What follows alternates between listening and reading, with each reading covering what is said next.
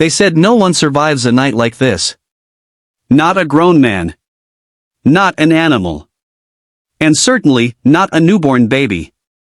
Before this story begins, make sure to like this video and subscribe to the channel, because stories like this are forgotten too easily, and this one deserves to be remembered. The wind screamed across the frozen plains like it was alive. Snow slammed against the old wooden barn, piling higher with every passing minute.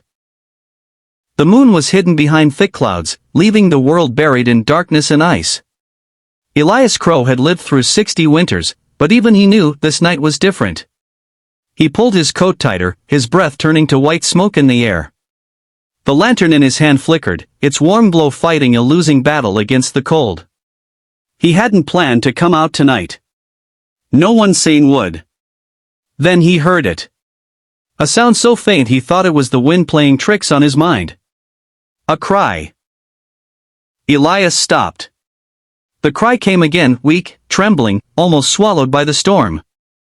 No, he whispered. There was nothing out here. No towns for miles. No neighbors. Only snow, silence, and death. Yet the sound came once more. A baby. His heart slammed against his ribs. Elias turned toward the old birthing barn near the fence line, a place abandoned since his wife died many winters ago. Every step toward it felt heavier, like the storm itself was warning him to turn back. He pushed the barn door open.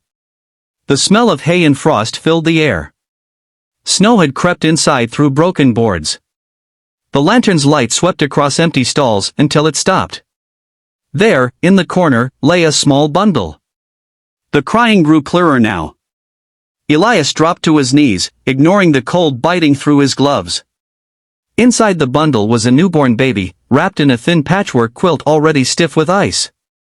"Oh Lord," he breathed. The baby's cheeks were red, lips trembling, eyes barely open. Tiny fingers curled weakly, searching for warmth that wasn't there. Someone had left this child here to die. Elias looked around wildly, half expecting footsteps, voices, anything. But the storm had erased all tracks. Whoever had done this was long gone. His hands shook as he adjusted the lantern closer, letting the warm light fall on the baby's face. The crying softened, just a little. "You shouldn't be here," Elias whispered, his voice breaking. "You shouldn't be alive." He hesitated. Taking the baby meant responsibility. Danger. Questions he couldn't answer.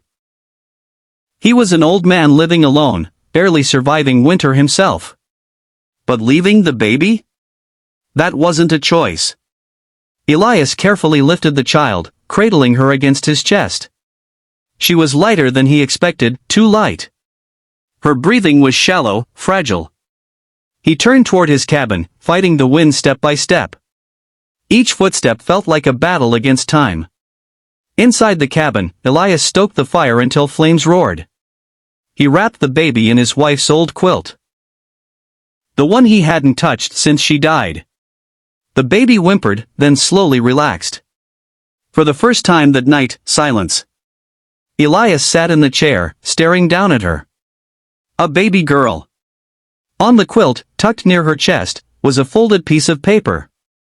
His hands trembled as he opened it. Only 3 words were written. "Forgive me. Please." Elias swallowed hard. His past rushed back in waves, loss, regret, prayers unanswered. "This changes everything," he whispered. Outside, the storm howled louder. And Elias Crow didn't yet know that by saving this baby, he had just stepped into a fate far bigger than his own. The baby survived the night, but the night wasn't finished with Elias Crow. By morning, the storm had passed, leaving behind a frozen silence. Elias hadn't slept.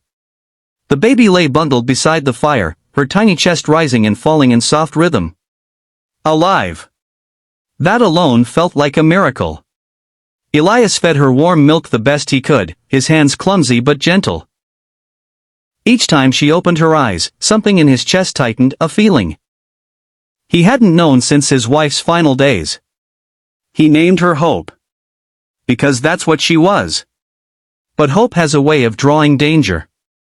3 days later, hoofbeats echoed across the frozen land. Elias froze. No one came this far out in winter unless they had a reason.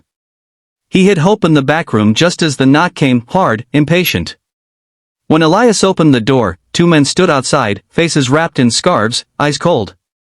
"We're looking for something," one of them said. Elias felt the truth crash into him like ice water. They had come for the baby.